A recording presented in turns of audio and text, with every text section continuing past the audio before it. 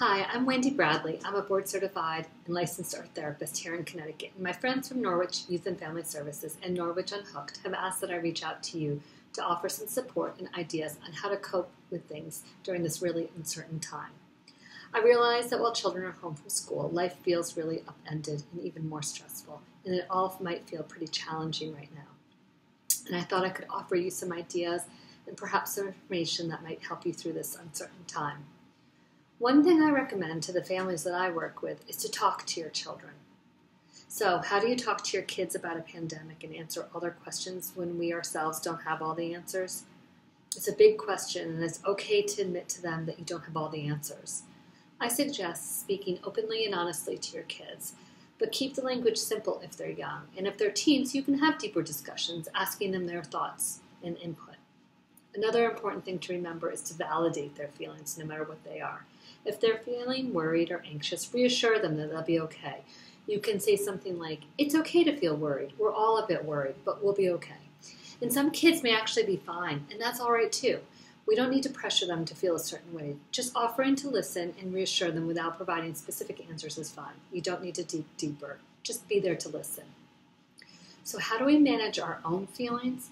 Kids know how we feel even when we don't talk about it. They have really good senses, and they can tell when we're stressed and feeling overwhelmed. Remember the oxygen rule on airplanes? Put your own oxygen mask on first before you help others. It's vital that you take care of yourself first. And that includes trying to manage and understand your own adult anxiety, as opposed to what I call kids' anxiety. And when we can identify and separate our own anxiety, it'll help us cope better, and then we're able to help others. Working through stressful times has also the added benefit of modeling how to cope for our children during these really tense periods. But how do you manage your own anxiety levels right now? Well, that's a really tough question. Perhaps you can do something like talk to a friend or video chat, or go on YouTube and try a yoga video, or even have a virtual get-together with friends. Or a simple idea is to go for a walk, especially now that the weather is getting nicer. Being outdoors for even 15 minutes will help you shift your perspective and ease some of your own anxiety. Studies actually support that being outdoors can decrease your anxiety and help with depression. And another tip would be to try to limit the news. This is really challenging as we want more information and we're all home together and the television is likely on a lot.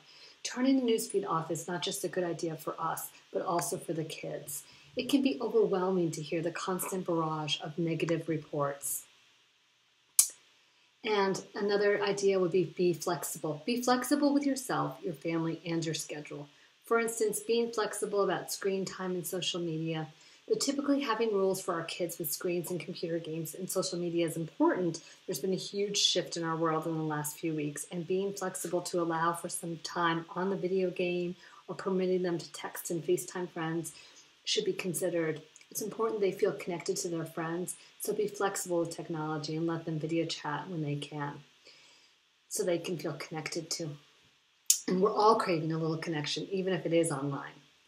Another thought, get creative. Your kids might be saying to you right now, "I'm bored." This is a phrase that parents dread, but think outside the box. Why not try some new things, like maybe make some special cards at home and mail them to relatives or teachers that the kids miss. Make some treats for the birds and go outside and hang them in trees, or even make a mess of pudding slime in your kitchen. Maybe go outside and hunt for found objects to build a fairy house or a collage. You could have a scavenger hunt indoors or outdoors. Or you could do something like a family art project, like spreading out an old sheet on the floor like a picnic blanket and letting everyone paint on it and draw on it and then hanging it outside to dry. Just think outside the box and be creative. Another final note, you should be compassionate. Be compassionate with each other and most importantly yourself. Letting some things go is totally fine. Being kind to yourself is important, and displaying compassion for yourself, your spouse, and your children will help change the perspective and ease some of this anxiety during this really difficult time. You have to do what works for you and your family. Remember, you're not alone. We're all in this together, and we'll get through it. At the end of this video, I'll be posting some helpful resources too. This may be useful in further explaining the situation to your children and supporting you and your family. So hang in there, And thanks for listening. And please remember to visit Norwich Youth and Family Services and Norwich Unhooked website. They have a Facebook page and Instagram, and I hear they're even on TikTok. You can also visit my website for some additional information and resources at creativeartstherapyct.com. Thanks again.